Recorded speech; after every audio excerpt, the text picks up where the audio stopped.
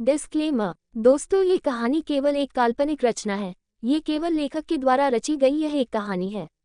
इसका वास्तविक जीवन से कोई भी संबंध नहीं है। कृपया आप कहानियों को केवल मनोरंजन की दृष्टि से ही सुने, और साथ ही अगर आप इस चैनल नॉवल स्टोरी 2.6 पर पहली बार आए हैं तो चैनल को सब्सक्राइब और वीडियो को भर भर लाइक करना ना भूलें। धन्यवाद। एपिसोड 73। अमन शाम को वापस आया और जैसे ही उसने अपनी गाड़ी रोकी तुरंत ईशा उसके पास आई और अमन का हाथ पकड़कर अपने साथ ले जाने लगी। और अमन ने कहा, ईशा क्या बात है, कहाँ ले जा रही हो? तब ईशा ने कहा, मुझे तुमसे एक बहुत जरूरी बात करनी है, वरना तुम बहुत बड़ी मुश्किल में फंस जाओगे। और अमन हैरानी से ईशा को देखने लगा। तब अमन ने कहा, कहना क्या चाहती हो? तब ईशा ने कहा, याना चीट कर रही तुम्हें। अब अमन ने गुस्से में कहा, क्या बकवास कर रही हो ईशा, होश में तो हो? तब ईशा ने कहा, अमन मैं सच कह रही हूँ, याना तुम्हारे साथ प्यार का खेल रही है, क्योंकि उसको तुमसे कॉन्ट्रैक्ट पेपर साइन कराने हैं किसी डी के नाम के आदमी के लिए। अब अमन ने उंगली दिखाते हुए ईशा को वार्न किया, ईशा मैंने तुम्हें सिर्फ अपनी बहन की वजह से इस घर में रखा हुआ है, इसका मतलब ये नहीं तुम मेरी बीवी पर इल्जाम लगाओगी। तब ईशा ने कहा, मैं इल्जाम नहीं लगा रही हूँ अमन, मैं सच कह रही हूँ। क्या तुम वेपन की डिलीवरी नहीं लेने वाले हो? और तुम्हारा कॉन्ट्रैक्ट पेपर चोरी हो चुका है, बल्कि वो चोरी डी के नाम के आदमी ने आर्मी के कुछ ऑफिसर को खरीद कर उनसे चोरी कराया है, और तुमसे साइन कराने का काम याना ने अपने सर लिया है। अब अमन ने हैरानी से पूछा, ये सब तुम्हें कैसे पता? तब ईशा ने कहा, मैंने याना और मुना मासी को फोन पर बात करते सुना था। ये सब ये दोनों माँ बेटी मिलकर रही हैं। अगर तुम्हें यकीन नहीं तो ये देखो वीडियो जो मैं थोड़ी सी बना पाए। अब ईशा ने वीडियो प्ले की और उसमें याना फोन पर अपनी माँ से कह रही थी, मोम मैं अमन से उस कॉन्ट्रैक्ट पेपर पर साइन कराऊंगी, चाहे जो हो जाए। ईशा ने बड़ी सफाई से याना का नहीं म्यूट कर दिया था।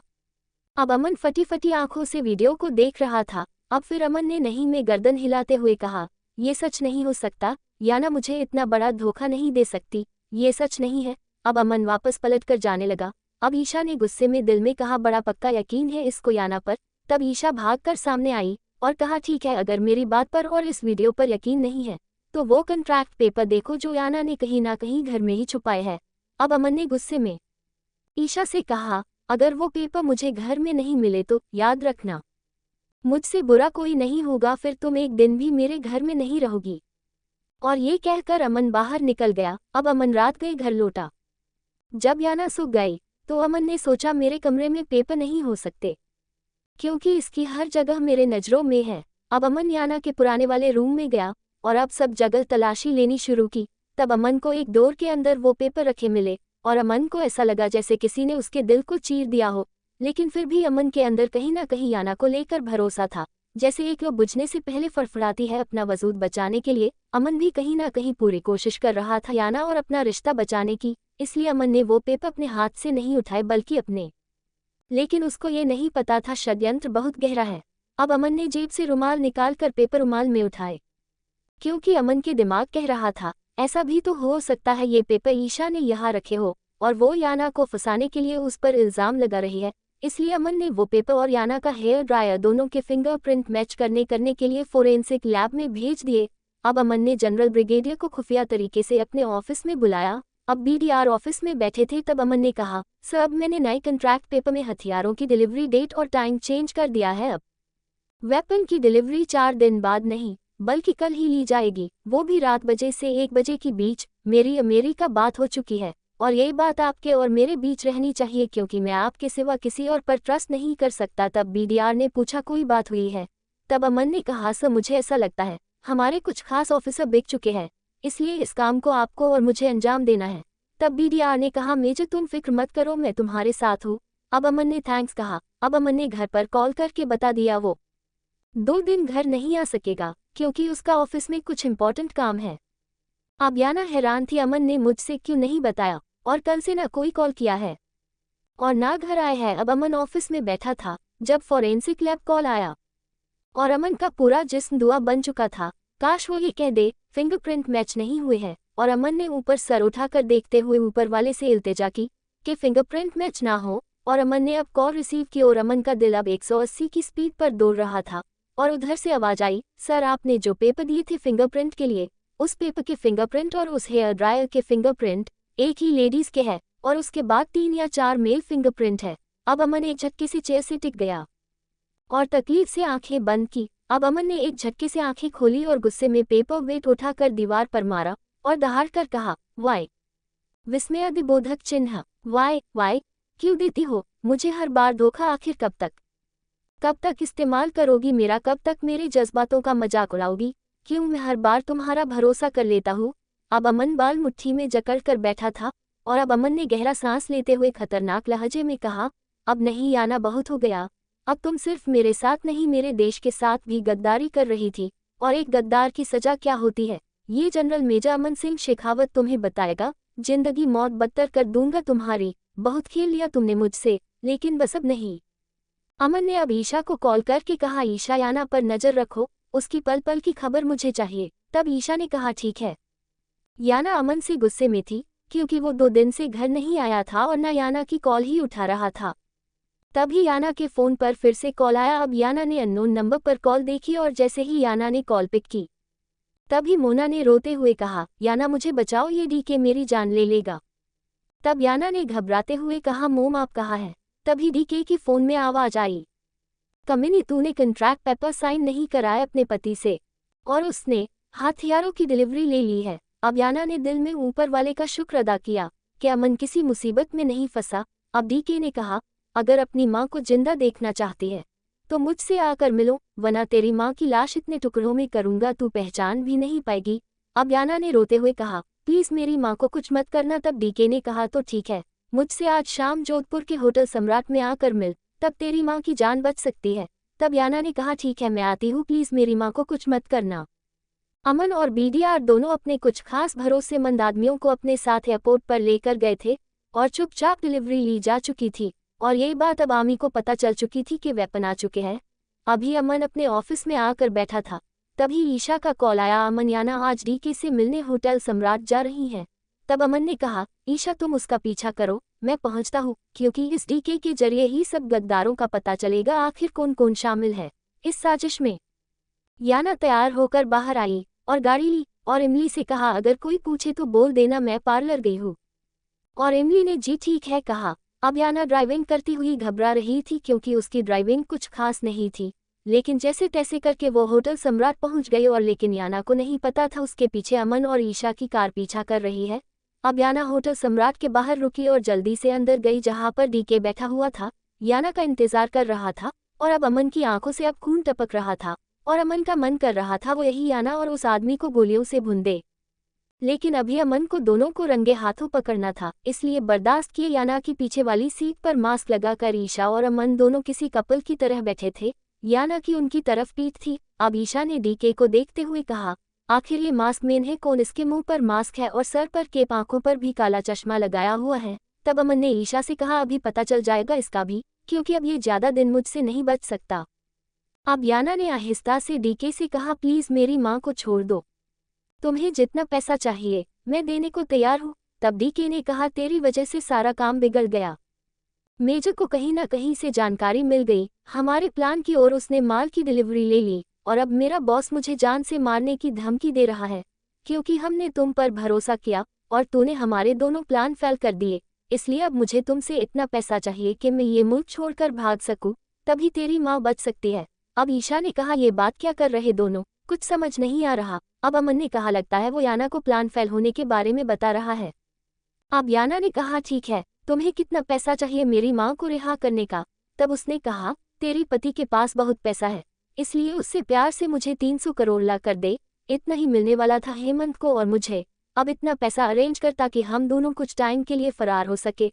तब याना ने कहा, ठीक है मैं करती हूँ, लेकिन तुम मेरी माँ को छोड़ दो प्लीज। तब उसने कहा, ठीक है। अब डीके की नजर याना के मंगलसूत्र पर गई और उससे कहा, काफी कीमती लगता है, ला जल्दी उतार कर दे। अब याना ने मंगलसूत्र मुट्ठी में भींच कर घबरा कर कहा, नहीं नहीं ये मैं तुम्हें नहीं दूंगी, ये मेरा मंगलसूत्र है। तब डीके ने कहा, माँ चाहिए या नहीं? तब याना ने आंखों में आंसू लेकर मंगलसूत्र उतार कर डीके को दे दिया। और अमन जो याना को मंगलसूत्र उतार कर डीके को देते हुए देख रहा था, उसने अपने हाथ में छुरी ली हुई थी जो अमन ने अपने हाथ में भींच रखी थी, और फर्श पर अमन का खून टपक रहा था क्योंकि याना को अपने सामने किसी और के साथ बैठा देखना अमन के लिए जानलेवा था। और अब याना ने फोन देखते हुए कहा, मैं तुम्हारे लिए पैसे अरेंज करती हूँ। अब याना से डीके ने कहा, जाते ही सबसे पहले वो कॉन्ट्रैक्ट पेपर को जला देना क्योंकि अगर वो पेपर गलती से भी तुम्हारे पति के हाथ लग गए तो बहुत बड़ी मुसीबत आ सकती है। और याना अब हमें गर्दन हिलाकर बैग उठाकर होटल से बाहर निकल गई। और याना के जाते ही अमन बाहर आया और जैसे ही डी के गाड़ी में बैठने को हुआ, अमन ने फौरन कहा, वही रुक जाओ वरना भेजा उड़ा दूंगा तुम्हारा। और अब डीके की नज़र अपने पास ही से गुजरती एक औरत पर गई जिसकी गोद में 2 साल की बच्ची थी। और डीके ने फौरन उस बच्ची को छीन लिया और उसकी कनपटी पर बंदूक रखते हुए कहा, मेज अगर मुझ पर फायर की तो इस बच्ची के मौत के जिम्मेदार तुम रहोगे। अब अमन ने अपनी गन नीचे की ओर, तभी डीके ने अमन के ऊपर उस बच्ची को फेंक दिया। और जैसे ही अमन ने उस बच्ची को गोद में पकड़ा तभी फुर्ती से डीके गाड़ी में बैठा और फरार हो गया। और अब उस बच्ची की मां रोती हुई अमन के पास आई और अमन से अपनी बच्ची को गोद में लेकर कहा, थैंक यू भैया। और अमन ने देखा डीके की गाड़ी पर कोई नंबर प्लेट भी नहीं थी। अब अमन ने गुस्से में पास खड़ी गाड़ी के टायर पर में लात मारी। शिट। अब अमन और ईशा दोनों गाड़ी में बैठे थे। अमन अपनी दोनों आंखों को अंगूठे और उंगली की मदद से भींचकर गाड़ी की बैक सीट से सर टिका कर बैठा था। ईशा ने अब आहिस्ता से अमन के कंधे पर हाथ रखते हुए कहा, अमन मैं समझ सकती हूँ तुम पर क्या बीत रही है। पता नहीं याना क्यों तुम्हें बार बार धोखा देती है। वो कभी तुमसे प्यार कर ही नहीं सकती, बस उसको तो प्यार का खेल खेलना आता है। कॉलेज में भी अब तक उसने कितने लड़कों के साथ यही किया है। शायद उसको मजा आता है ये सब करके। और देखो किस हद तक गिरी हुई है। मुझे तो अब ऐसा लग रहा है वो रैंप करना ये सब उसका प्लान होगा, तुम्हारी हमदर्दी हासिल करने का, ताकि तुमसे पेपर साइन करा सके। आई होप तुम्हारी जिंदगी में वो लड़की जल्दी आ जाए जो तुमसे सच्चा प्यार करती है और तुम्हें अपने प्यार से संभाल ले। याना अब घर वापस आई और जल्दी जल्दी से वो कॉन्टैक्ट पेपर ढूंढने लगी। और याना को अब वो पेपर नहीं मिले तो याना ने कहा, यही तो रखे थे मैंने, वो पेपर कहाँ चले गए। तब पीछे से अमन की आवाज आई, पेपर अपनी सही जगह पहुंच चुके हैं। अब याना ने जैसे ही पलट कर देखा तो उसकी रूह फना हो गई, क्योंकि अमन ने अपने हाथ में बेल्ट लपेट रखी थी। एपिसोड 74 विस्मयादिबोधक चिन्ह। क्योंकि अमन ने अपने हाथ में बेल्ट लपेट रखी थी और उसकी बिल्लोरी आंखों में खून बरस रहा था। अब अमन उसकी तरफ बढ़ने लगा तो याना ने देखा उसके पीछे मुस्कुराती हुई ईशा अंदर आई। और याना को सब समझने में एक पल लगी थी। अब याना पीछे को कदम ले रही थी और अमन उसकी तरफ कदम बढ़ा रहा था। और याना ने अब रोते हुए कहा, अमन मेरी बात सुनो, प्लीज एक बार मेरी बात सुन लो। तब अमन ने बेल्ट को एक झटके से खोला और याना कांप गई और अमन के आगे हाथ जोड़कर कहा, प्लीज एक बार मेरी बात सुन लो। तब अमन ने गुर्राते हुए कहा, क्या कहेगी, मैं बेकसूर हूँ, मुझे फंसाया गया है। ये डायलॉग्स हर वो मुजरिम बोलता है जो पकड़ा जाता है, और मैंने तो कितनी बार तेरा भरोसा किया है, लेकिन कब तक। अब अमन ने एक उल्टे हाथ का याना के मुंह पर मारा और वो दूर जा पड़ी और अमन अब उस पर टूट पड़ा। अब याना औंधे मुंह पड़ी थी और अमन की हर बेल्ट याना के नाजुक वजूद की चमड़ी उधेड़ रही थी। और याना हाथ नहीं में हिला हिला कर अमन के आगे रो रही थी, आम मुझे मत मारो, मैंने कुछ नहीं किया। लेकिन अमन रुक नहीं रहा था और हवेली की दरो दीवार याना की चीखों से दहल रही थी। आहा। और बाहर खड़ी इमली अब भागती हुई गंगा बुआ के पास गई। गंगा बुआ, अमन साहब को रोक लो, वो बहुत बुरा मार रहे हैं याना दीदी को, वो मर जाएगी, भगवान के लिए उनको रोक लो। तब बुआ जी ने कहा, जैसी करनी वैसी भरनी। उसको ही शौक लगा था इस घर की बड़ी बहू बनने का, तो अब मजा चखे। ये कहकर बुआ अपने कमरे में चली गई और चंचल भी अपनी माँ के पीछे पीछे चली गई। और अब इमली और कई नौकरानियां बाहर खड़ी आंसू बहा रही थीं। और याना की कलेजा चीर देने वाली आवाज पूरी हवेली में गूंज रही थी। और कितनी देर बाद अमन ने गुस्से में बैग जमीन पर फेंक कर मारी और बाहर जाने लगा। और याना जो बुरी तरह कांप रही थी, अब उसने आहिस्ता से अपनी आंखें खोली और अपनी टूटी फूटी आवाज में कहा, काका काश तुम में मेरी जी जिंदगी में ना आते, तो आज मैं एक ऐसे इंसान से प्यार ना करती जो आंखों वाला अंधा है, जो सिर्फ वही देखता है जो दुनिया उसको दीदी दिखाती है। कभी अपने प्यार पर, अपने रिश्ते पर भरोसा नहीं किया, लेकिन याद रखना मेजर साहब, जिस दिन मेरा सच आपको पता चलेगा उस दिन खून के आंसू रोवगे। लेकिन तब तक बहुत देर हो चुकी होगी। और अमन अब बिना पलटे बाहर निकल गया और ईशा भी मुस्कुरा कर बाहर आ गई। और उनके जाते ही इमली भागकर कमरे में आई और याना की हालत देखकर उसका कलेजा मुंह को आ गया। याना जमीन पर उल्टी पड़ी थी और उसकी पीठ पर से कपड़े फटे हुए थे जहां बेल्टों के निशान पड़े हुए थे और जगह जगह से खून रिस रहा था। याना के हाथ से और कमर से उसका सफेद चेहरा लाल अंगारा हो चुका था, पूरी पसीने में भीगी हुई बेहोश फर्श पर पड़ी हुई कलाई की चूड़ियां टूटकर हाथों में घुस गई थी और हाथ लहूलुहान हो चुके थे। अब इमली और कई नौकरानियां आई और याना के मुंह पर पानी के छींटे मारे। याना दीदी होश में आइए। अब दूसरी ने कहा, साहब तो बड़े जालिम हैं, किसी तरह मारा है इन्हें। याना तब भी होश में नहीं आई तो इमली ने मुंह में पानी डाला जो एक साइड से बाहर निकल गया था और उन सब ने मिलकर याना को बेड लिटाया। और अब एक नौकरानी बबीता ने कहा, इमली जा जल्दी से डॉक्टर को बुला कर ला, याना मेम साहब की हालत ठीक ना है। अब इमली जल्दी से बाहर की तरफ भागी। तभी पीछे से गंगा बुआ ने पूछा, कहाँ जा रही हो? तब इमली ने कहा, डॉक्टर बाबू को बुलाने, याना दीदी की हालत बहुत खराब है। तब गंगा ने कहा, किससे पूछकर डॉक्टर ला रही है? तब इमली ने कहा, उनकी हालत खराब है। तब गंगा ने कहा, मरी तो नहीं ना? कोई जरूरत ना है डॉक्टर को लाने की। डॉक्टर को लाकर महारी गांव में बेइज्जती करा दे, ताकि कल को यहाँ पंचायत बैठ जाए। ऊपर जा कोई डॉक्टर ना रहा। अब इमली मायूस ऊपर कमरे में आई और कहा, गंगा बुआ सा ने जाने ना दिया। तब तीसरी नौकरानी सावित्री ने कहा, जो 40-45 साल की उम्र की थी, तुम दोनों यही रुको, मैं बाग में से एक जड़ी बूटी लेकर आती हूँ। वो जड़ी बूटी पीस कर लगाने से बड़े जख्म ठीक हो जाए। अब इमली ने कहा, तो काकी जल्दी जाओ। अब कुछ देर बाद सावित्री वो जड़ी बूटी पीस कर ले आई और याना की कमर पर लगा दी और उसका पानी याना का मुंह खोलकर मुंह में डाला। अब वो हर घंटे बाद यही कर रही थी। धारा और गंगा अपने कमरे में सोई थी, जब कोई धड़ से दरवाजा खोलकर अंदर आया। अब धारा और गंगा उठकर बैठ गई। अब धारा ने कहा, बापू सा तुम इस टाइम कहाँ से आ रहे हो? तब उसके बाप ने कहा, सारे किए कराए पर पानी फिर गया। उस ससुरी याना ने सब कुछ अपने अमन को बता दिया। हम तो इतनी मेहनत करके भी बेकार रह गए। वो तो अच्छा था अमन मुझे पहचाना नहीं, वरना बहुत गड़बड़ हो जाती। तब धारा ने कहा, बापू आप किस बारे में बात करें? अब उसके बाप ने कहा, कुछ ना। अब उसने गंगा से कहा, अमन अब मेरी तलाश करेगा, इसलिए मुझे कुछ दिन के लिए बाहर जाना पड़ेगा। कोई पूछे तो कह देना हवेली के काम से गए हैं। तब धारा ने कहा, तो बापू सा जाने से पहले हमें तो बता दो, हम कब तक यादाश्त खोने का नाटक करें? आप महारी शादी कब करा रहे हैं अमन से? अब तो एक छोड़ दो चुड़ैलों ने उन पर कब्जा कर राख है। एक याना ने, दूसरी उसकी बहन। तब उसके बाप धर्मेंद्र कसूरिया ने कहा, तू फिक्र ना कर धारा, तेरी शादी अमन से होगी। मैं अपनी बीवी की और बेटी की मेहनत बेकार ना जाने दूंगा। एक दिन हवेली में हमारा ही राज होगा।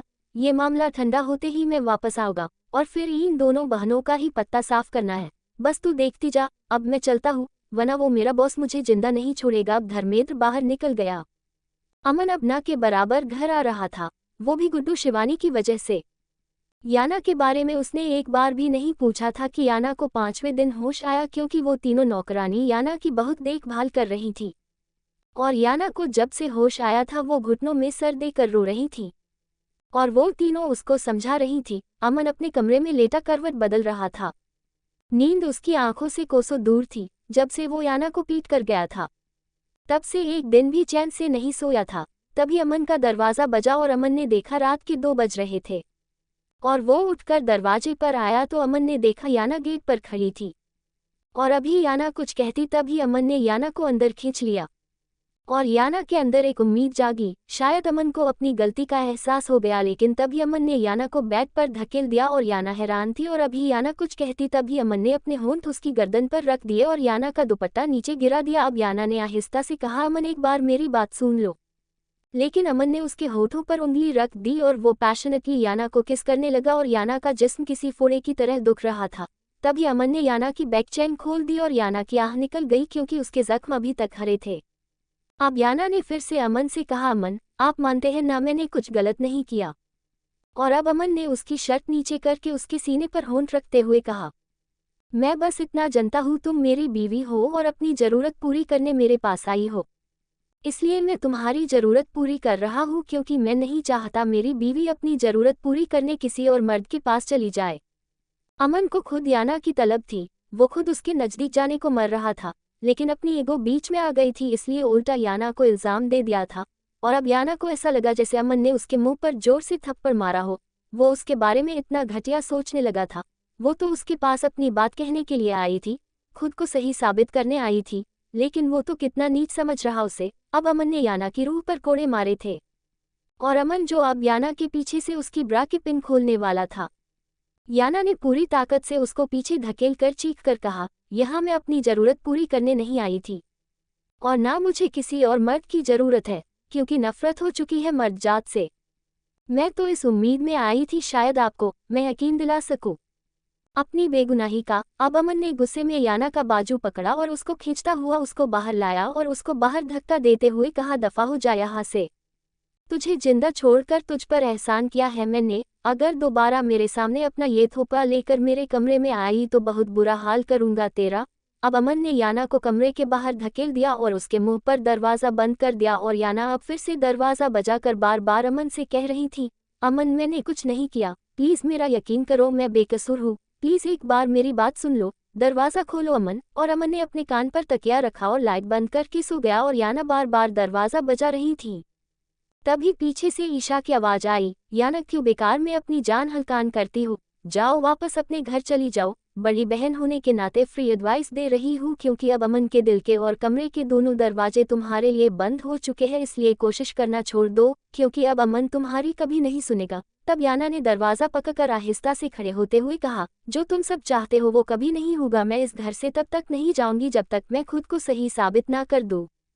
अभी वो मेरी नहीं सुन रहा है क्योंकि तुमने उसके कानों में जहर घोल दिया है, लेकिन याद रखना एक दिन ऐसा जरूर आएगा जब अमन सिर्फ मेरी सुनने के लिए तड़पेगा, और जब वो सिर्फ मेरी सुनेगा तब वो किसी की नहीं सुनेगा। तब ईशा ने हंसते हुए कहा, लगता है इतनी बेल्ट खाकर भी तुम पर कोई असर नहीं हुआ, अभी भी इतना बोल रही हो, चलो ठीक है, अब तुम्हें ही जुल्म सहने की आदत पड़ चुकी है, तो मैं क्या कर सकती हूँ, रहो इस घर में, सहो सबके जुल्म। और याना गुस्से में अपने कमरे में चली गई। अब ईशा जैसे अपने कमरे में जाने वाली थी तभी उसको धारा मिल गई। तब धारा ने कहा, जो उपदेश तुम उसको दे रही से वो तुम पर भी लागू हो है, तुम भी अपना बोरिया बिस्तर गोल करने की तैयारी कर लो, क्योंकि इस हवेली में अमन की बीवी बनकर सिर्फ मैं ही राज करूंगी, क्योंकि ये खेल मैंने बिछाया से अपने बादशाह तक पहुंचने के लिए। याना और तुम इस खेल में सिर्फ प्यादे हो जिनका काम अब खत्म हो चुका है, इसलिए दोनों इस हवेली से जाने की तैयार कर लो। अब ईशा ने हंसकर खांसते हुए कहा, वैसे ये बात सच है ना, तुम और याना अमन के घर के नौकर की बेटियां हो और ख्वाब बादशाह के देख रही हो। मिस धारा देवी, मुझे याना समझने की भूल मत करना, और ना मैं इस खेल में कोई प्यादा हूँ, क्योंकि मैं क्वीन हूँ और अमन मेरा किंग है। प्यादा तो तुम और याना हो, और बहुत जल्द मैं अमन से कहकर तुम दोनों को बाहर फेंकवा दूंगी, क्योंकि मिस धारा, जब मैंने अपनी बहन को नहीं बख्शा तो तुम हो किस खेत की मूली हो। ये कहकर ईशा अपने कमरे में चली गई। अब धारा ने कहा, थारे को जल्दी दिखाना पड़ेगा अमन की जिंदगी में किसकी क्या हैसियत है। अब याना खामोश लेटी थी जब बुआ कमरे में आई। अब अगर तुम्हारा आराम पूरा हो गया हो तो जरा जाकर किचन देख लो, चंचल ने ठेका न ले रखा है रोज। तब याना ने बेड से खड़े होते हुए कहा, ठीक है बुआ जी, मैं आती हूँ। अब याना किचन में आई तो इमली ने कहा, याना दीदी आपकी तबीयत ठीक ना है, आप जाओ आराम करो। तब याना ने कहा, मैं ठीक हूँ इमली, और उनके मना करने पर भी काम पर लग गई। अब याना सबको सर्व कर रही थी। अमन ने एक नज़र उठाकर भी याना को नहीं देखा था। तभी धारा ने ईशा से कहा, ईशा जरा महारे को दूध का जग देना, उठा कर देना, याना का भरोसा ना, क्या पता महारे हाथ पर गिरा दे। और याना और ईशा ने देखा धारा ने गर्म दूध का जग अपने हाथ पर पलट लिया और एक चीख मारी और चीख कर याना की तरफ इशारा करते हुए कहा, अमन जी, इस नौकरानी ने हमारा हाथ जला दिया। और तभी गंगा ने एक चांटा खींचकर याना के मुंह पर मारा और बुरी तरह चीख कर कहा, मारना चाह रही से महारी छोरी को। और याना तो गाल पर हाथ रखे खड़ी धारा की चालाकी को देख रही थी। और तभी अमन भाग कर आया और याना को धक्का देते हुए चीख कर कहा, अब खड़ी खड़ी मुंह क्या देख रही है, जाकर क्रीम लेकर आ। और याना अब भागती हुई कमरे में आई और अब धारा ने रोते हुए कहा, मैंने ईशा से कहा जग देने को, लेकिन इसने महारी एक ना सुनी। और अमन ने अब गुस्से में कहा, ईशा हद है तुमसे भी, क्या तुमसे एक काम भी नहीं हो सकता, क्या था तुम जग उठाकर धारा को दे देती, कितना जल गया है उसका हाथ। अब धारा रोते हुए अमन के कंधे से लग गई और ईशा को देखकर मुस्कुराने लगी। उसने साबित किया था अमन के लिए धारा की कितनी फिक्र है, और ईशा खोलकर रह गई। याना अब किचन में आई और उसकी आंखों से आंसू बह रहे थे। याना के गाल पर गंगा के भारी हाथ की उंगलियां छपी हुई थी और याना चुपचाप किचन में काम करने लगी। तभी धारा वहां आई और याना का हाथ पकड़कर किचन बाहर खींचते हुए लाई और गुस्से में बाहर की तरफ धक्का देते हुए कहा, तू दफा क्यों ना होती यहाँ से, इतना सब सह कर भी यही मरी, किस मिट्टी की बनी तू। दोनों बहनों ने महारा खून पी रखा, अब घर की बहू ना है तू, क्योंकि अमन जी अब थारे को बीवी ना मानते, अब तेरी औकात एक रखी हुई औरत की से। और धारा ने फिर से याना को बाहर की तरफ धकेला। तभी याना ने गुस्से में धारा हाथ पकड़कर उसको पीछे धकेल दिया और चीख पड़ी। आज के लिए बस इतना ही। कैसा लगा आज का एपिसोड कमेंट बॉक्स में जरूर बताना, और हमारे चैनल नॉवल स्टोरी 2.6 को ऐसे ही सपोर्ट करते रहिएगा। धन्यवाद।